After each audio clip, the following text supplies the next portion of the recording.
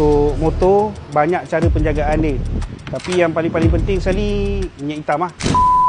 Jadi kalau minyak hitam tu tak sesuai ataupun tak kena dengan cuaca kita kat Malaysia ni, dia akan buatkan motor tu jadi masalah. Kat sini kita orang banyak agak buat motor-motor rider kan, yang mana main Foodpanda, kira rider lah. So kebanyakan diorang guna minyak hitam dash oil ni. So kat situ kita orang dapat feedback yang bagus lah. Diorang kata memang motor ringan, lepas tu engine pun smooth kan. Lepas tu bila kita dah buka sampai masa dia tukar. So kita tengok lah minyak hitam tu pun orang kata dia tak adalah hitam sangat. Lepas tu dia pun tak hilang.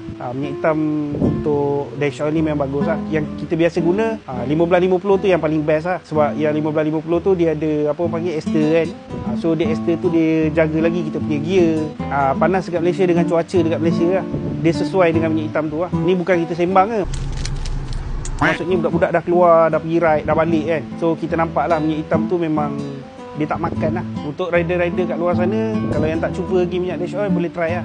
Jadi korang boleh rasa bila korang bawa motor tu memang dia ada beza. Nak dapatkan dekat sini pun boleh, dekat kita orang ataupun dekat online. Cun-cun, luncur.